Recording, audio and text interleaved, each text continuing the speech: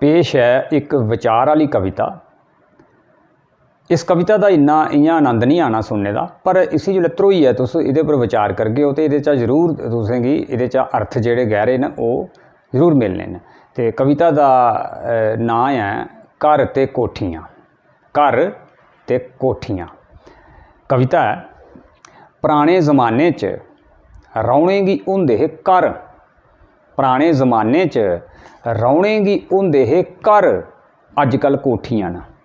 पुराने जमाने च रौने गी होंदे हे घर, अजकल कोठियाँ न। हिरखै दी मिट्टी ने लिंबे पोचे दे, सदरें दा द्राह, भाईचारे दियां कंधां, विश्वास दा छत्त जेह्दे हेठ सब्भै रली मिली रौंह्दे हे। हिरखै दी मिट्टी ने लिंबे पोचे दे, सदरें दा द्राह, भाईचारे दियां कंधां, विश्वास दा छत्त जेह्दे हेठ सब्भै रली मिली बौंह्दे हे।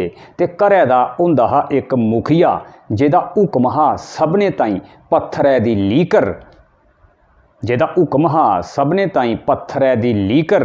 इक दूए दे विचारें ते भावनाएं दी कदर, सुख दुख दे भ्याल, सादगी ते हिरख भरोचा नरोआ जीवन हा उ'नें दिनें। सादगी ते हिरख भरोचा नरोआ जीवन हा उ'नें दिनें।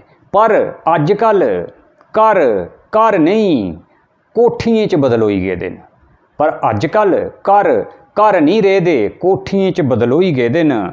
मते कमरे न ते अपने अपने कमरे च टीवी दे नेकां चैनल, अपनी अपनी मस्ती, अपना अपना मोबाइल, व्हाट्सएप, फेसबुक, इंटरनेट जिंदे राहें पूरी दुनिया पर तक रखने च सरमर्थ माह्नू। ते कन्नै आह्ले कमरे दी नुक्करा पेदा घरा दा मुखिया, ते कन्नै आह्ले कमरे दी नुक्करा पेदा घरा दा मुखिया, कलापे च जकड़ोए दा कोई रोल नहीं, बस बरानी गै बरानी। ते कन्नै आह्ले कमरे च नुक्करा पेदा घरा दा मुखिया, कलापे च जकड़ोए दा कोई रोल नहीं, बस बरानी गै बरानी। जीवन किन्ना बनावटी होई गया दिखदे दिखदे, जीवन किन्ना बनावटी होई गया दिखदे दिखदे।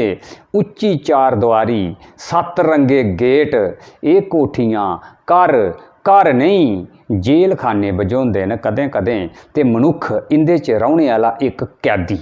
घर कोठियें च बदलोई गए समें कन्नै, घर कोठियें च बदलोई गए समें कन्नै। पर कोठियें दा घरें च बदलोना ते परतोना हून औखा गै। पैह्ले जमाने च रौह्ने गी होंदे हे घर, अजकल कोठियां न।